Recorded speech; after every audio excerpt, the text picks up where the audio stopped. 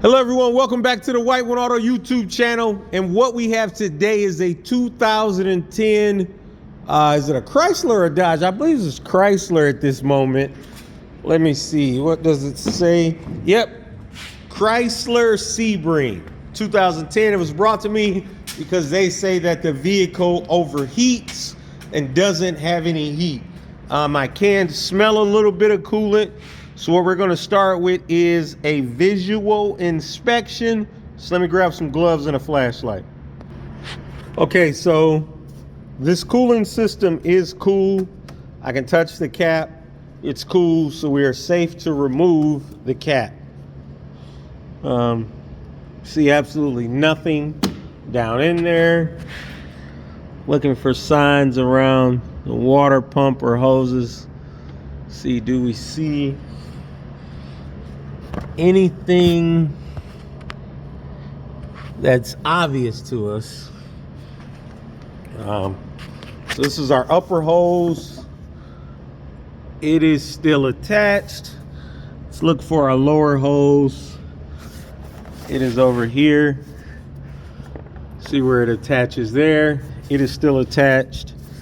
We don't see anything of evidence of coolant leaking externally right now. So what we're going to do, hold on, wait, we do see some seepage around. Let me get to it here. See that right there? So that is part of the cooling system, and we do see some seepage there. So this is our whole, like a little thermostat housing coolant crossover piece. So let's hook up our pressure tester and see if this thing becomes more evident. So we have pumped up to around 10 psi, and you can hear it. Trying to get it on camera for you here. We can hear some leakage happening. Oh, that's coming from the radiator. So let me grab a drip pan here.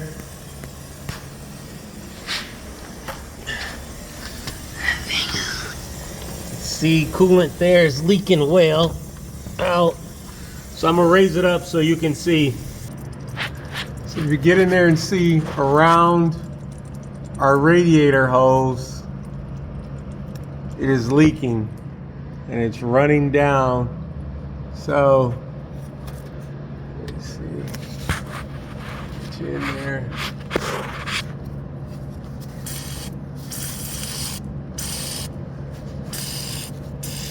So if we move that, you see, you can hear how our leak is getting worse and worse by just moving it. So this clamp on here looks very, very old, but I doubt if the clamp is actually our problem. But it could be. But to determine it, first we're going to remove this clamp and then place a new clamp on there temporarily and see, will that stop our leak? So the way we would do that is our cooling system, well, pretty much all the pressure is bled out. So let me see if you can get a better look in here at that clamp. Yeah, so when I touched it, it's just falling apart. So we definitely need to replace this clamp and retest. So that is part of our spring clamp that we were just able to take off by hand. You can get down there and see the other part that is still on there. But there does appear to be a crack. Is that a crack or is that just a leaf? Let me see.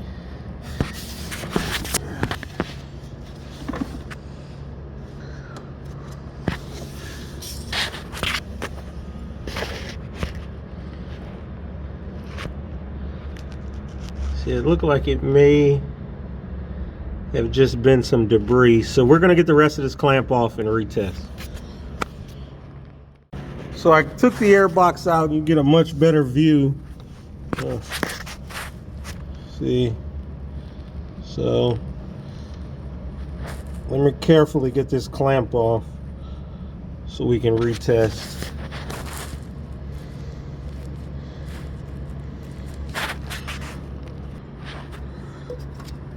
So we've got it pulled off, the hose pulled off, and that is the rest of our rusted out clamp.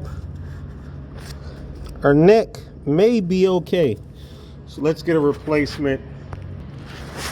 So we've replaced our old clamp with a worm gear style clamp, a screw clamp. If we can get a correct clamp today, we will put that one on, but let's re-pressure test.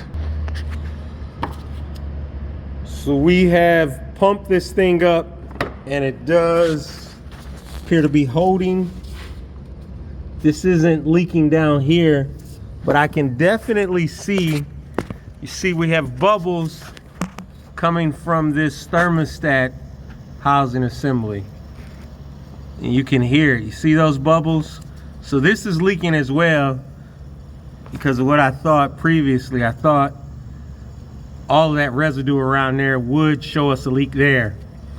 And you can see these clamps here are not as rusted, but they are rusting. So my recommendation at this point is I would put some new hoses on, new upper and lower radiator hoses, and some new clamps, and this water crossover or thermostat housing. I need to get the correct name for it, but we have an active leak there. And then do a coolant flush and then make sure, you know, nothing else is bad. But I really can't even check to make sure nothing else is bad with that still leaking. So we'll have to inform our customer and let them make a decision. So all our customer approved us to do was just the thermostat housing. So we got a new thermostat housing. We got a new lower hose, and I had bought some spring clamps. These were the only ones they had available, but those are a little bit too big, so we had to stick with the worm gear style. Just remember, don't wrench down. We're real hard on those. So let's stick our pressure tester back on and make sure our leak is cured. So we've pressurized this thing. See, we got a little bit of leak coming out of this hose, and that's because we removed it. I'm gonna pop this hose off and then see if one of those spring clamps will work on this one. So let's see that. And actually this clamp is too big for there too, so we're gonna have to put a worm gear style on there as well. So we have pumped this thing back up, and now let's take a look. We have no leak there. We can get down in here. Oh, we don't have any leaks there. This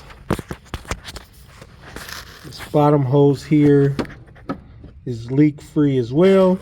So what we are going to do is remove our pressure tester, put our air box and everything back on, vacuum fill the cooling system, and then start it up and make sure we don't have any leaks, no overheating, and we have heat. Okay, so here go our old parts right here. That's our hose, the clamp, the thermostat housing, got our coolant reservoir filled. Let's put our radiator cap on. Now we'll go inside and show you our first look inside.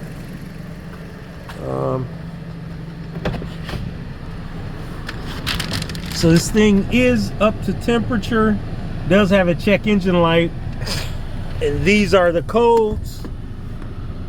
You got a, excuse me, you got an evap code, a air temp. Now the air temp sensor code is gonna be in there because we had that unplugged while we started it up for a second. Then the coolant temp code and coolant system performance and the thermostat rationality, that would all be due to the coolant leak and the poor thermostats. So let's see what our temperature is out of our vents. 139 degrees, 140 degrees Fahrenheit. So this thing is fixed. So let's do a quick review. We had a 2010 Chrysler Sebring come in. The complaint was coolant leak, overheating, and no heat. So we hooked up our pressure tester. We found we had a rusted out lower radiator hose clamp and a leaking thermostat housing. We replaced those components. We would have liked to replace all of the clamps, but the customer said just at this time, put a lower hose on, the clamps for that, and the thermostat housing. We were not able to get the spring clamps in any kind of reasonable amount of time.